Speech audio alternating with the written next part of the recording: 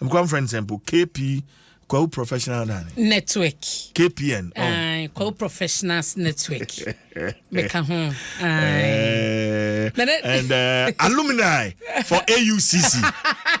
Yes. And then accolades that also Papa me also an old student of senior high senior high fantastic.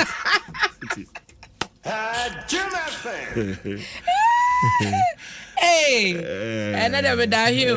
Hi. CJ. Oh yeah. Oh, nyame adom me ho ye pa. Na den sa no pe na ye wanwa se wo ba etwima no. Minter hu. Oba bia otwima no bia so se ne anadwene na komate. Oba wo de o say ade fed automatic open manual. Yeah. Utwima no na twika o. Ayo. Na twika. Twiko. Utumi change ya na dru fifo na tu so na miu. Yo. But CJ, akwa banso. Say nano memenda. Ukoja yenua be makwasi yeah, ye ko adakulu. Ewo adakulu. Why dear pa. Ye ko do fiada no. Fiada no. Enra wi anwumre mu ne ba bedru. Oh my dear. Yenso ye shout to eche. Nyame adma ye no so a. So say 2nd June. Ye ne 2nd and 3rd June. 2nd and 3rd June. Ye beba den abejamo. Nti adakulu ye papa Efo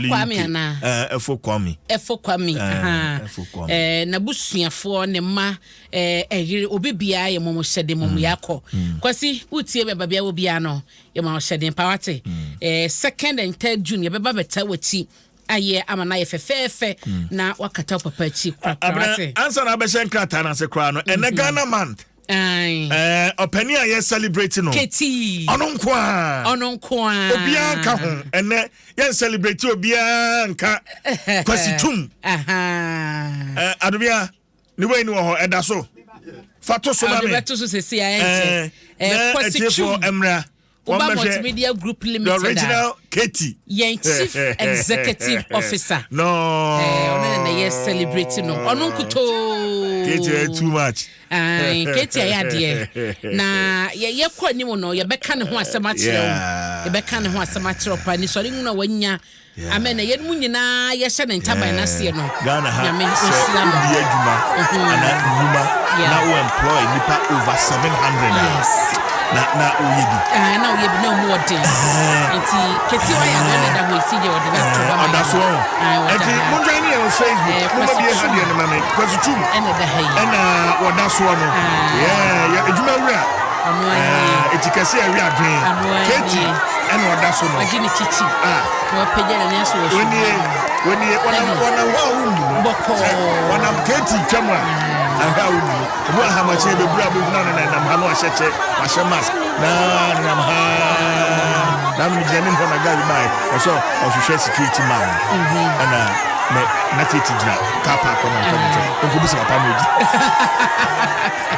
ne ho sojo oda boko keti onyame we hia o maye na onye okese ani so de hu na wanya ani babia wodi ensem trajuma no abedu no ya de mo join you on Facebook ya de pa come and drop a comment for our CEO Kwesichum Kwesichum another hono obi ono hu no kra da jima so wada Kwesichum on camera debi and I know I see a man here born about you of the night award you am here so anko obi de kosi na nine camera ba na we dane cameras are was go admire cameras ketwa eno de ye enti ora Kwesichum the CEO Multimedia Group Limited Ghana's largest independent commercial media group. Yes, and one Multimedia Group Limited. Osunechi Abua Ben. Abua Bien ni ho. Osunechi Abua Bien ni ho bi. Abua Ben. And you are Kwesichum ena oda hono. I like comment there man. God bless you Katie.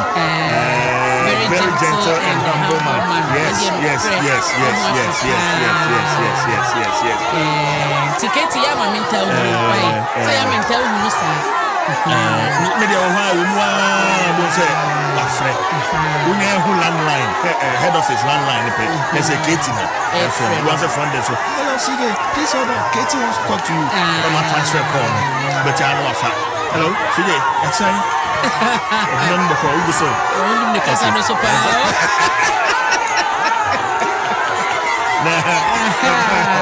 no akasa. Oh, okay. Briefly, I did send mobile line, cell phone. Onibi. No. On penalty or chinati. Onibi. Mobile number.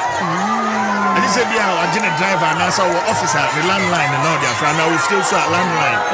Mobile number 0244 and 02. Debbie. Obi the number be man watch us say Ketia obo wa. Obo wa na da. Eti kwesi twum. Eno da ho ne Keti na menhyira wo. Won hyira wo papa adwene a munyan years ago. E de share multimedia group ase enkakran enne ye nyina ya ba be se asa ataban kakra kan ase no. Ya men koso a emma onyansa sika apomodin ne nkwatenten na koso a fa ya dwuman na onkoso a emma ahoden yedo we love you Katie we celebrate you now and question is what is the name of Kwesichum's first business and see we wouldn't ma emre call adomonline.com yeah obekọ na ye de papa Kwesichum ne ho asem nyina to hodo mama wo kenkan a sa anu ye we ube na wo de abeyi ano na anim se wo wini a achede wo ho ntemu a omo a ye celebrate wo mo na questions ka ho a otume call adomonline.com ko kenkan a wo yi ano no achede wo ho de ma wa enche bia wo beti yenka enti Kwesichum see messages say saje kenkan I say but surprisingly he's not coming out and this is my first time of seeing him Charlie CJ he resembles you so, and then Skani hey because Katie and say that's a big man sir Mary Adepa or say God bless you Katie Forcing Kenneth or say he's humble man pa God richly bless him Basco official ni dey na wakan no Yerepa ama awukubia boache yate okay no amuhu ni da as I'm seeing him for the first time God bless you sir Emmanuel Akofo and then Katie Francis Manson said God bless this man amen hey lewo aboti was you he's very handsome no dey ho fe papa Mary Adepa I like him because he doesn't show off and no Katie agene kaki ne slippers bi ne Lacoste bi no na ha ka so ne Katie abaka si debi we dey nyo no wan kwa hu si abaka si bom na Katie no na me Katie jina abaka se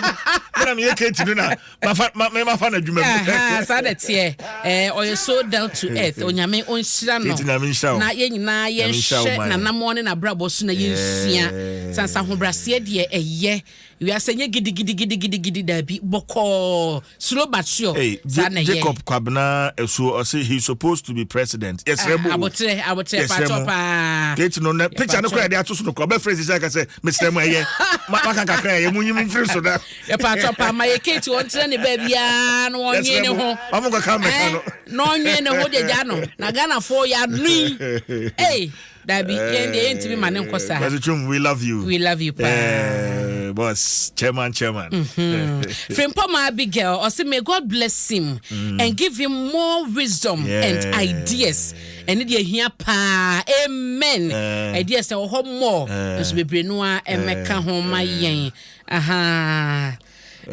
Mohammed Abubakar ai wo de jado no nkoso why the ocho ne de nipa na bo ne din kra ne yenka na so de jado no nkoso won ke kan kwasa obepem why Mohammed papa wo ye da boko obi otena ba bi be ka Katie ho asembo ne no esa woni pa no ti mo mo yiro mo 6 radio brands and that from yes brands nketo anso and o bie 1k radio station nkete kwa mo say yento no mo from now baby maku ensia Adom FM Asempa FM Inshira FM Hits FM Inshira FM Joy FM Love FM Adom TV Joy News Joy Prime Online. Is the figure correct? 6 red. Okay. Radio brands no 6. Okay. As I'm coming TV in online in account. Yes. Nina so yes solid brands. Big brands and kasa. Yeah. Can ho asem easy. Katie. Nyame nkoso enhira wo. Ye ni so de waye. Nti yes oba de nsem adom ni hira de ma no. Oma bi so nka wabusua. Sansesa abusua e wasumdwie a na Katie so benya sumdwie dia yedwuma ama multimedia agya ne naso. Nti Katie oyire ene nkwada na abusua ni nyina no. Nyame hira mu na oba de ma mo sumdwie ni amodem maye. Adwuma e me nwanwa kakra. COVID buy. Ana adwumaku ahodo even your colleagues other radio stations ye link off na ye link off that ketua ni bi akam not even for a month and multimedia akatua akam now pewe na abede no be kwatena ba bia abosom be se du abosom du ba ko ni enti aka eno kwa de keti meto so amasore nyamenya okese mayen SM de no call lunch but eno so de ehia pa me share account enye she me share account ma K2 better me come pon you know how we do it auntie obeti me kan kitu abiensa SM de no ko tena ba bi na me ade me de ne be kopatio na no me menda pa be hye fufuo ni abunabunu na dry fish isomuna ma wo emre kakra ka ho na enwa ka ho CJ na se ye celebrate Katie na me de ne kopatio ko jigu ne so a na me nye me na hwenkwan because me ma ne nkodi anwanwa tie fie de abunabunu papa bi ene ye de be market. God bless you from all of us here ene ye be celebrate na to say no be ko na we ye be boni sa abra yanko mame kwai na me hyase e woda obokrata ya mensaka na se shadi asensan ma media na kan na mekan no na sije nkomo a wudi ye wokọ asantemantem na ekodi san koba no Dr. Alhaji Mahmoud Baumia eni manhia ahifia okoye na enura awukudaye no daily guide akyeremu ewo kratafeto so miensa na edoma eka vice president ho koye no na enye edom kuma se wonim se akwasidaye bi adura ene eye world cup pa e wasantemantem na we eye akwasidaye fasha asante hene otufo osetutu otusu mienu ene hye so e wona himfie na Alhaji Dr. Mahmoud Baumia the vice president ekoye no nyono nko a one ane ho kani second lady Samira Baumia ena eye empanyifo ahodo bi na aso mampania be de eche na fade a wode koye a na efekeke watutu ne ntuma na ahobrasie mu se de Ghana fo yina bo ne Samira ne se wobre ne ho ase no ne kwanso ne se de okodi ne dwuma ye ne nioma no yesi edom mansia wunya babi na ado na yesi na majority leader seche mensa bonsu na woka empanyefo ekoye asante mantem soafo se Simon Osemensa na ono so eka ho wo soafo no hwa nyina mahoden sam so Dr. Matthew wopoku prempe ono so do woka ho Dr. ya wo se yadutwum no woka ho bi ne empanyefo bi no mo chesa wo yi sam empanyefo ya yabobo mu din ya emrase bedwafo ma komaku aduokron 90 ya dodo da fra santemantem no ena ka o mampania be de chene toraja wo mo ekofie ho no ho na eno chi so no asoafo ahodo abaya krachefo ne wo mo ye akwanchefo mpanyifo ahodo dada nyuma state agencies ano no wo mo nyina so ekobi MPP regional chairman ene party chitafo bebrenu ane party ma ene kwaka Dr. Mahmoud Baumia ho ema wo mo ekoye nti no enrade na esewani ensa wo ka kire ho asem ewo daily guide ne feto so miensa musaka ansam no de wo munyina eka ho bia no obetumi akenkan de mame na me de wakwa kratafa etoso ensia ewo daily guide mu amane ne nyina ne se na wotwetwa mu no ye bo amane se basabasa yo bi ekoso ewo wasaben so ema omanfo bia wo hodom no akotwaja e de ato Golden Star Mines wo mo cars bi ni wo mo nioma bi mu amakowi akire kra no nipa ba kwa ahwe ne nkwa ama ebi mu so prepra na esie ewo atoemante mu nti wo hwe mu a atoemante post Adom no etisi mu ema ye kasei wo machi omanfo be saduasam yensa ya wo mo etese otusu se basabase e course na no fieda no na wo mo ehu wo mo ti fieda no a ene wo mo ekohwehwe mu ekokyere wo mo a ye kasa no mo post fa kukum na wo hwetoto enyoma so do be kwa kogina emra nim na emra ene wo modi eho asam ewo daily guide ne feto so ensia a onsaka obekenkan nsam ne pinua so ewom ya no akenkan ede amame na mede wa call Ghanaian Times the bokrata mu o see your most authoritative newspaper na CGR who sema esiye ewo voter lake ne so na no memendama nipa num fa bo hwom kwada miensa kwada enya mfie mienu ene mampanyefo mienu a ba omo soso no enna be se mfie aduasa chi won mo ekwaduanan mu no ene omo so fa mu ehwom kwa eho asam ewo kata fato so miensa ewo Ghanaian Times mu na video no na ene daha no da Facebook na seje woni masem ni siye no na me monitor stations ahodo da metie bi omo anom wo mu a omutumi survive ya yehunu wo mo age wo mo no omo kyerese wo hwe boat no a report ne de Ghanaian Times e ka kyerese se fa nipa bebro aduonum afa aduanan de kɔ na aduonum na no ano no na so boat no ni nipa mo load ye no na ekeka kɔ bese 100 enti no na afa overload ena eno achi so no ema ne mienu miensa bi a ekasa ye ba kokora baka kwada miensa afri mu yi ose wo mo kɔ na nipa ne dross nti wo mo simu na no mo hu se ensuo e ba boat ni mu enti wo mo kyerɛ nipa na ochi ni se onsa na chi na omunyi nipa ne bi enko akire na onfa bi mesen na so mo kɔ ba na wa befa de aka no wa so mo kan ye complain ye nyo ba kofo na kan ye nipa mienu na kan wa mua enti wo mo kɔ na wo mo dru fifi na fensuo no aye ma e wo boat ni mu na de wasa ya ne se ransuo da se enti no todo bi a aso e wo mo se ye se life jacket ebi ni honom omo se nanu ya krampo na mpanyifo ba be chiche be se 25 de ma wo mo enti boat bi aso kuduo bi aso life jacket ba ko pe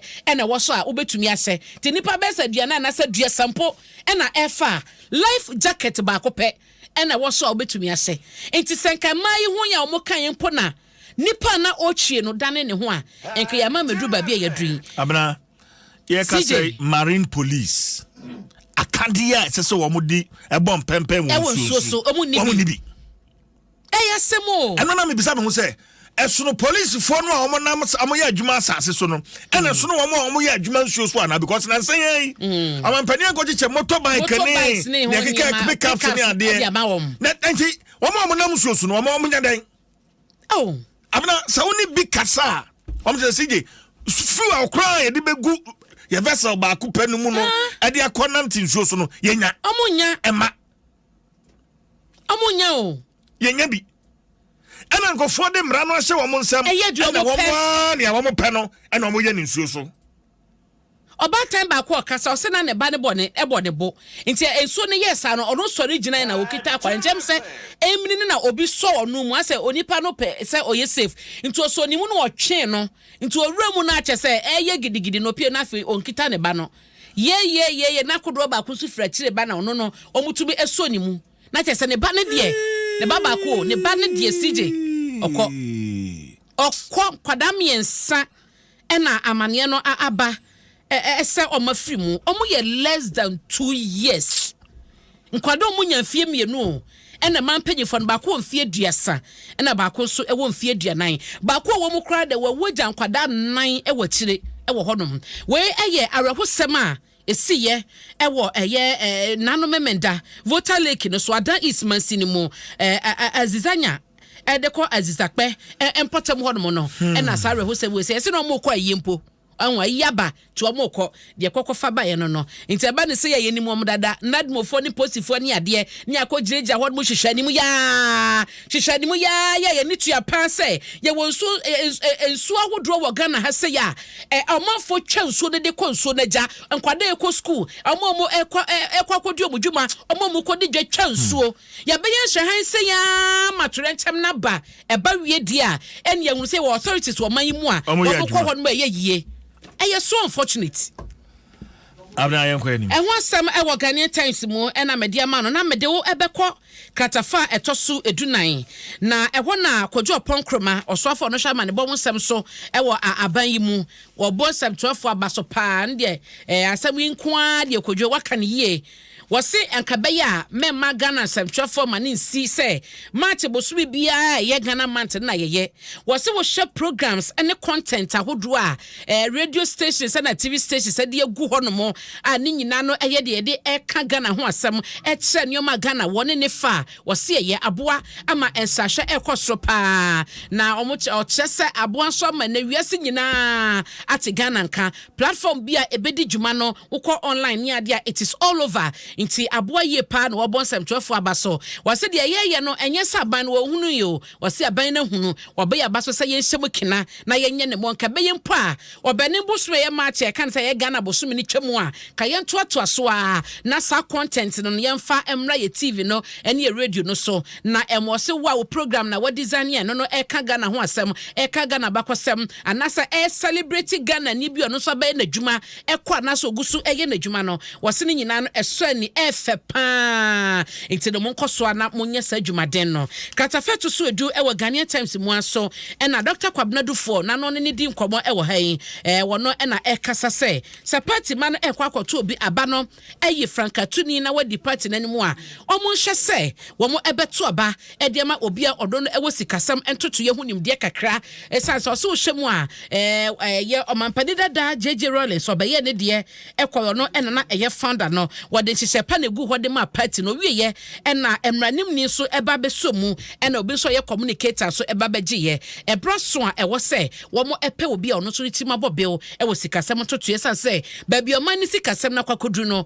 ɔse party no behia kandefo bi a ɔwɔ hunimdeɛ na watumi atoto ama party no agina yie na ɔman ni sikasɛm so no akɔnkan ɛno ho asɛm ɛwɔ Ghanaian Times da bɔkrata yi mu mede obewie ɛwɔ Daily Graphic da bɔkrata na wo hwɛ nim ase ya DCOP Faustina Ajewa Kodua Ando Kofi Director General Edema Criminal Investigations Department no CJ asama waka nyina no ene say ya wa ha ene yete se Professor Kwabena Frempong Boateng kan no na wono na ye Minister of Environment Science Technology and Innovation ene obeka say woba MPP mu a omo ye galamsey etu form agudie wo bra mu nkitan krata wo bra enra no ma wo mu kwan no eye MPP akuku dambi a wo party ni mu no na edi sa adwuma no na enam so amomampani akufuado direct Ghana Police Service ne sa wo mu enye hwehwemu wo sa allegation na Professor Kwabena Frempong Boateng kan ye no na babia ebekosie bia no mo fa emra no enye adwuma enti eno na Daily Graphic eche se wo mu enhwehwemu a wo mu wo Special Investigations Unit SIU a wo eye CID ni fa honom no eche se hwehwemu no oma hyase eye ehwe babia beko akosie na ECG so na eche se enwumaku ahodo ewo oman yi mu a wo mu de wo mu ka 5.7 billion Ghana cedis na ne senti no oma hyase ya omo ebo kire akoba bia wo adwumaku a wo di ECG ka na waboa ho se wo kwakotua wo ka no nti oma hyase a wo edi ho dwuma se beye na wo esika ewo ka mu nyina no wo ensa ebeka wo made eno so Daily Graphic de nchemu no aba na eno achi no asantehene otufo setutu na ede to aban nanim se eya se koba se sikasem ene o man tebia ejina no so oka ho asem a eyo mampani ema fan ye ene pepepe ye enye adwuma na Ghana enye gidie ewo nsema wode beto dwanimu eno so ho asam ewo de Daily Graphic the bokrata no ne fa etoso edunsia ewo ho na akwa ne feto so de san wotwe no so a ECG eka ewo mu a wo egege wo made no eno so ho asam eda ha CJ anopai the bokrata emu amane amede bre wo no ha na mede ni nyina esi